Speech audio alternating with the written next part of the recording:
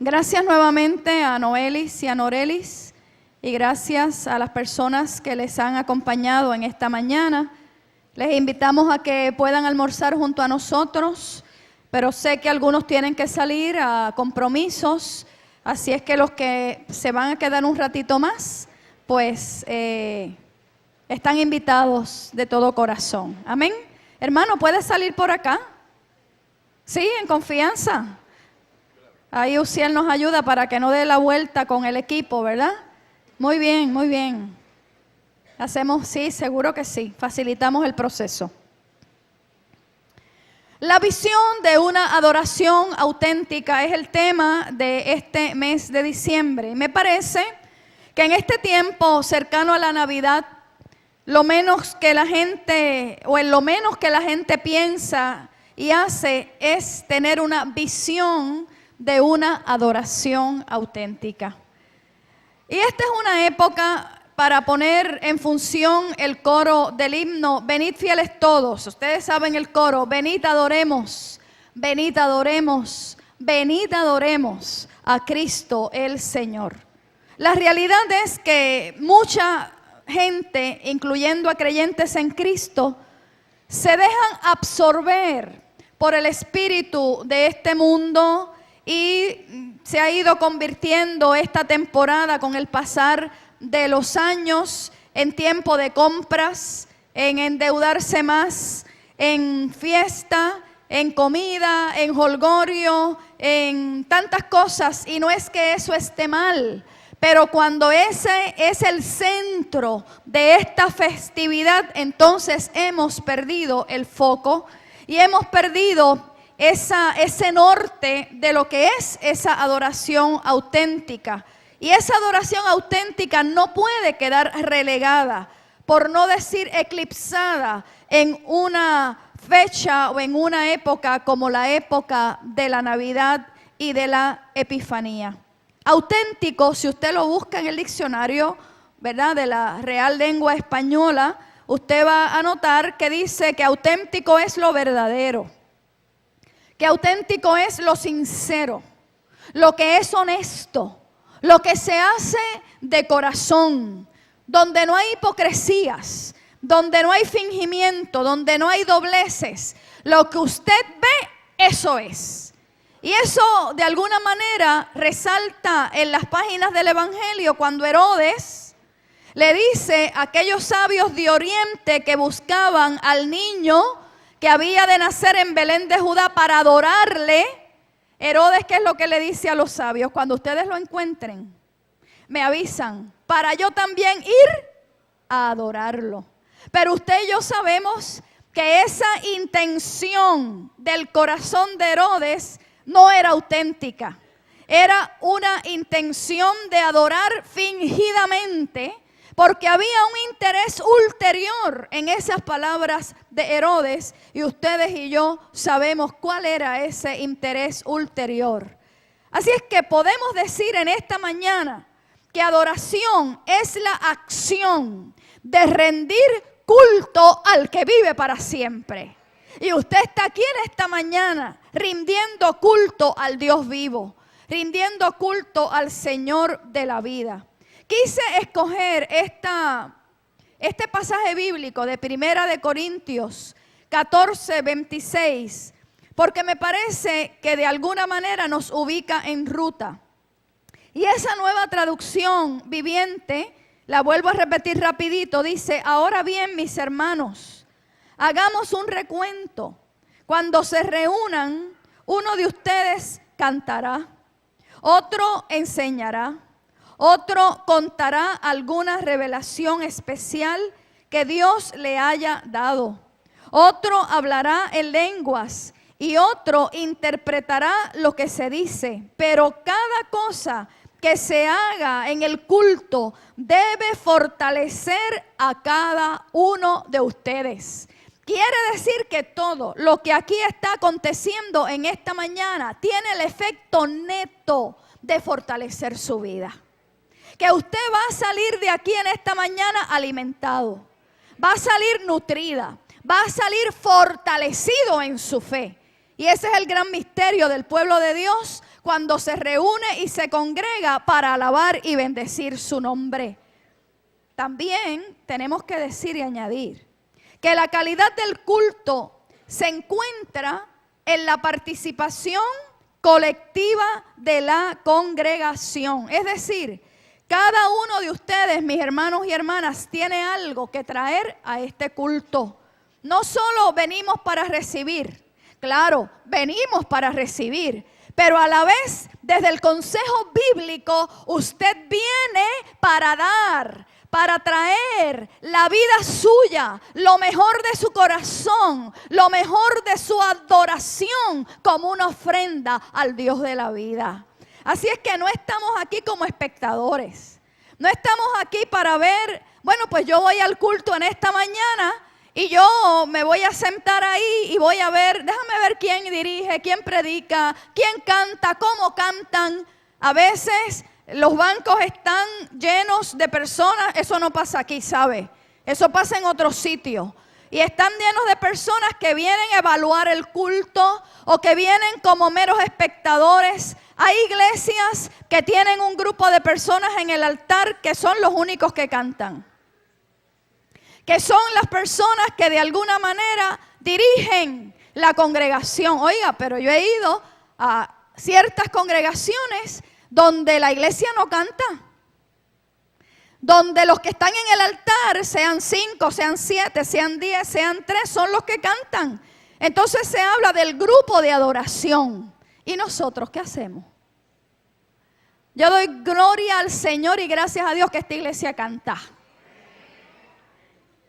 Doy gracias al Señor que si Mabel solita está ahí, y está Arturo, y está Cristina, o estuviera uno solito ahí, mire, la iglesia se llena de alabanza. Y la iglesia y la congregación se escucha cuando canta al Dios que merece toda nuestra adoración. No venimos a oír la gente en el altar cantar. No, venimos todos y todas trayendo un cántico nuevo en nuestro ser. Alabe al Señor para siempre. Así es que la adoración es algo que nosotros ciertamente ofrecemos a Dios, y también esa adoración que ofrecemos a Dios, en la medida que usted la está ofreciendo, usted va satisfaciendo unas necesidades espirituales. Porque en el cántico, en el himno, en la canción al Señor, oiga, algo pasa allá adentro. Y usted está cantando y Dios está obrando. ¡Aleluya! Y usted está orando, y usted está intercediendo, oiga, y usted está ocupada en las cosas del Señor, y Dios se está ocupando de las suyas. Y usted quizá cuando salga de aquí en esta mañana, las cosas que dejó, quizá las encuentre como las dejó. Pero en muchas ocasiones usted está aquí adorando al Señor y sirviendo al Señor luego que sale del culto, y Dios está haciéndose cargo de las cosas que usted piensa que no tienen salida, que no tienen remedio, porque ese también es un efecto neto y natural de esa adoración auténtica. También queremos decir que en medio del culto del pueblo convocado a adorar, también hay una ocasión en medio de esa familia de la fe para cantar, para compartir la palabra del Señor como lo estamos haciendo aquí en esta mañana. Mire, no hay lugar, ni hay entidad, institución, como usted lo quiera llamar, organismo en el mundo que haga lo que la iglesia hace. No hay escenario en este momento sobre la faz de la tierra que se estén dando todos los elementos que se están dando aquí en esta mañana. Adoración al Señor, cántico al Dios de la vida. No hay lugar donde se conjugue un cántico, un himno a Dios, oración de intercesión, oración de gratitud, unción por los enfermos, profesión de fe, aleluya, cena del Señor, proclamación de la palabra. Eso solo acontece cuando el pueblo de Dios se reúne en culto para adorar y bendecir al Señor. El día que la iglesia deje de hacer eso, deja de ser iglesia. El día que la iglesia se congregue para socializar, El día que la iglesia se congregue para escuchar lo que otros hacen y yo estoy ahí como espectadora a la usanza o al estilo de ir al teatro a ver qué es lo que van a presentar, ese día la iglesia deja de ser iglesia. Venimos todos y todas para adorar al Señor de la vida. Von Allen, un famoso estudioso del culto cristiano, define 3 cosas que ocurren cuando la iglesia se congrega para adorar a Dios. Y yo las voy a mencionar rapidito y estoy apurando el paso en esta mañana sin atropellar el mensaje porque de eso no se trata, pero voy a ser lo más concisa posible. Quizás en otra ocasión podamos ampliar un poco más estos conceptos. Von Allen dice que ocurren 3 cosas cuando el pueblo de Dios se congrega para adorar al Eterno. En primer lugar, el culto es una recapitulación de la historia de la salvación. En segundo lugar, el culto es la epifanía de la iglesia. En otras palabras, en el culto hay una manifestación de Dios a través del Espíritu Santo. Y el culto es fin y futuro del mundo. Si miramos lo primero rapidito, miren, precisamente en una época como esta época de la Navidad, nosotros como iglesia estamos recapitulando parte de la historia de la salvación. Y por eso hay unas épocas litúrgicas en el año. Y obviamente en esta época de Adviento y Navidad tenemos que estar cantando los cánticos que recrean de alguna forma el nacimiento, el advenimiento de ese Dios encarnado en la persona de Jesucristo. Y por eso todos esos himnos preciosos. Y cada vez que nosotros cantamos esos himnos que aluden al nacimiento y a la encarnación de Dios en la persona de Jesucristo, estamos recapitulando la historia de la salvación. Pero el culto completo recapitula esa historia de salvación. Bendecido es el Señor por siempre. Y la pregunta que hacemos rapidito en ese primer punto es: ¿qué ha hecho Dios en el pasado que tiene que ser celebrado y recordado en el presente?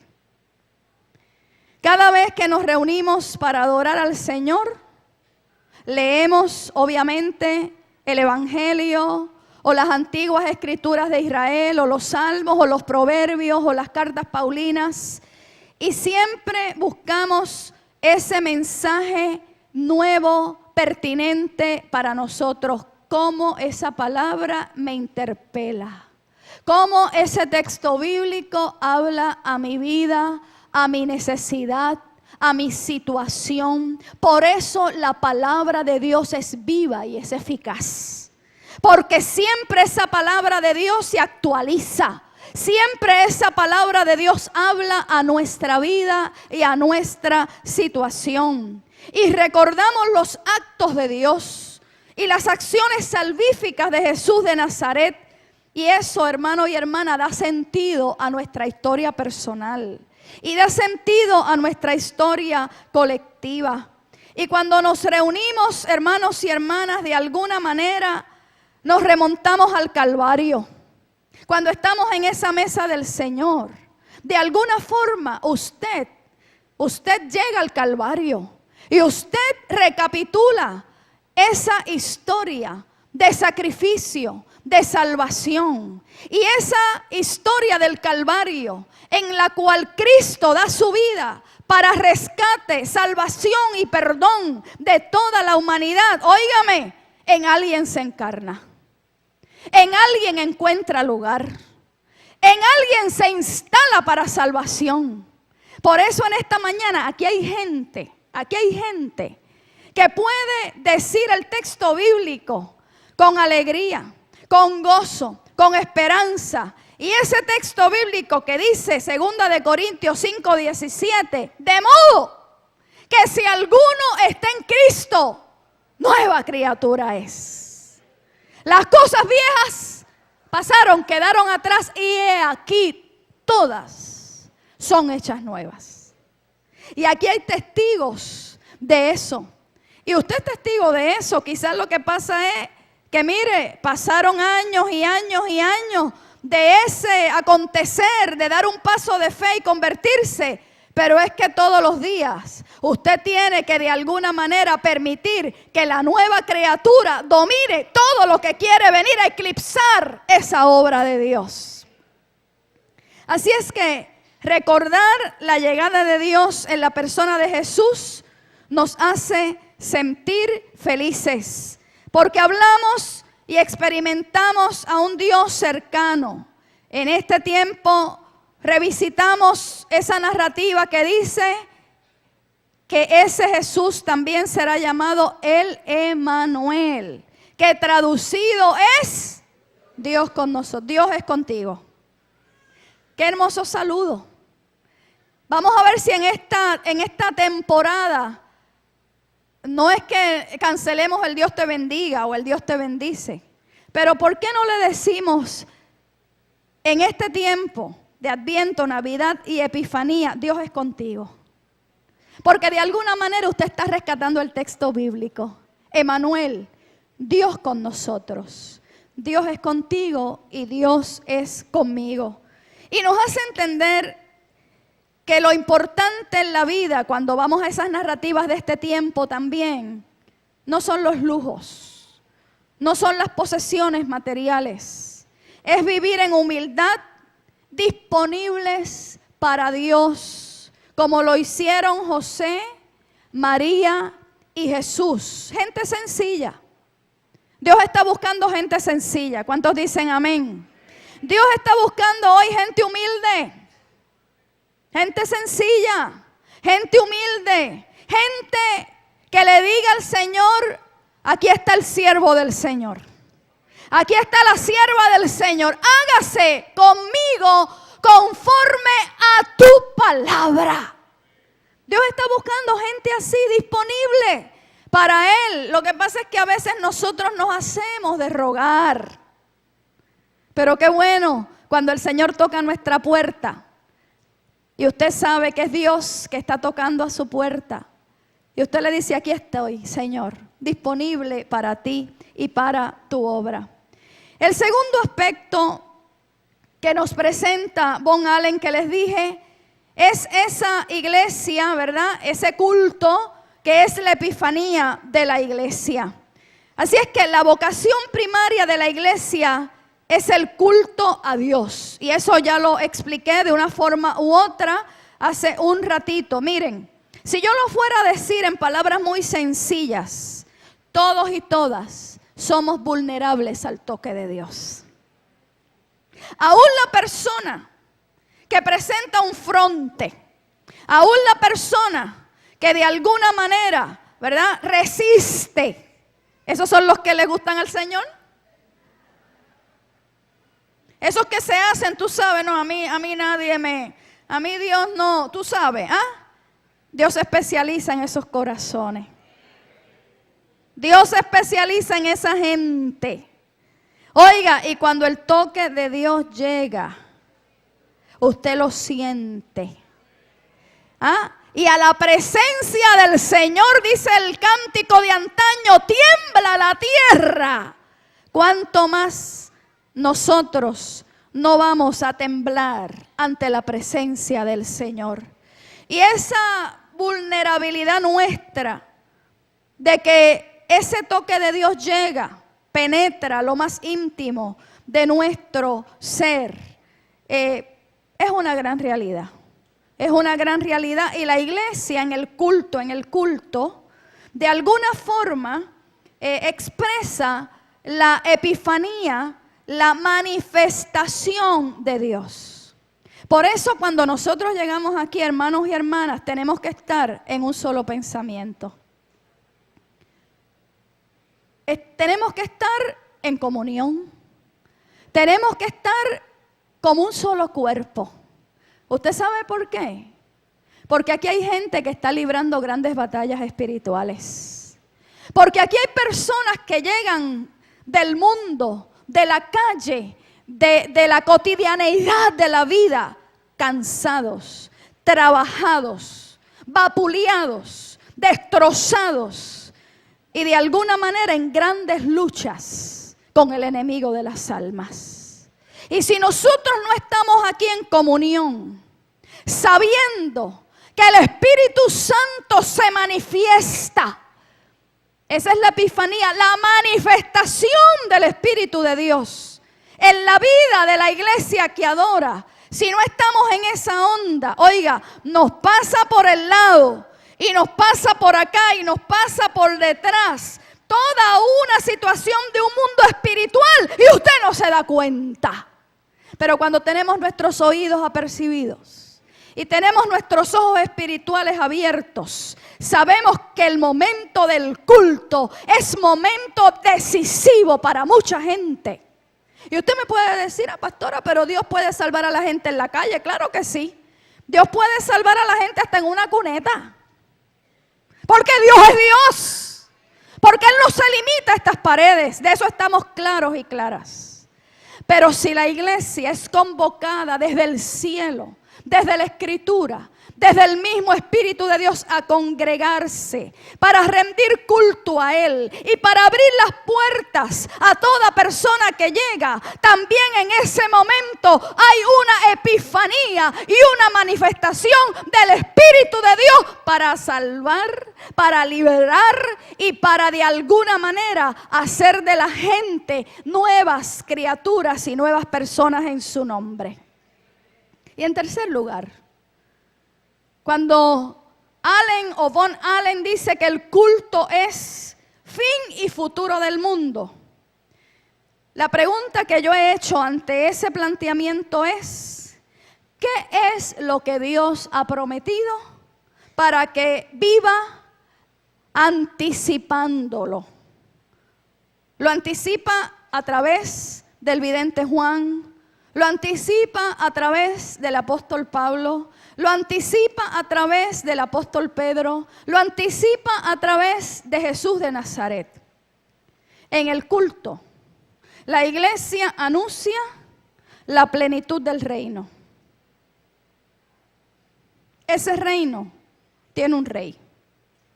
Y ese rey no es como los reyes de este mundo. Es un rey distinto. Y ese rey distinto, usted y yo sabemos que no nació en un palacio. Hoy los reyes de este mundo nacen en palacio.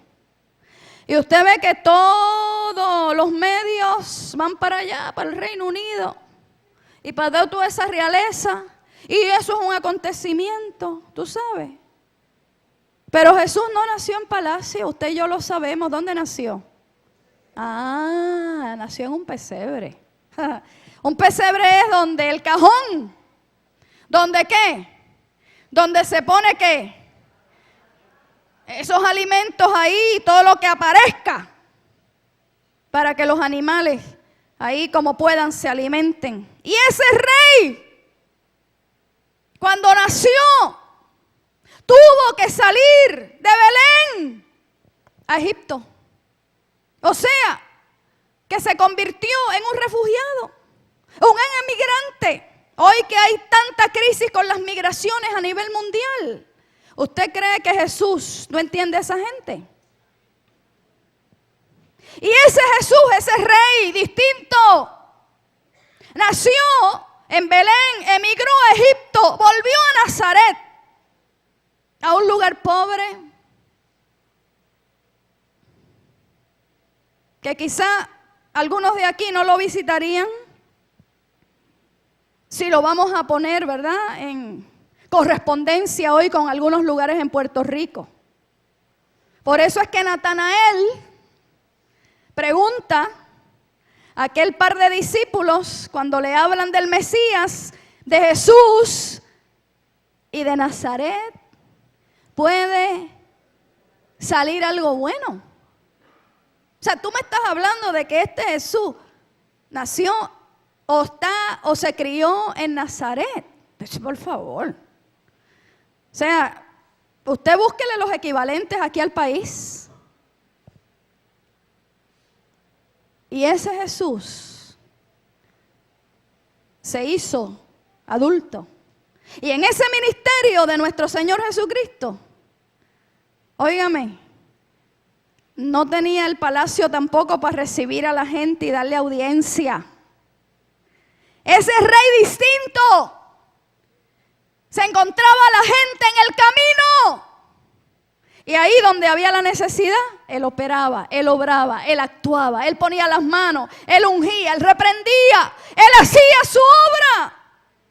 Por eso cuando usted recita el Padre Nuestro, le decíamos a los hermanos y hermanas en la clase, venga a nosotros. Oiga, eso son palabras mayores, ¿sabe?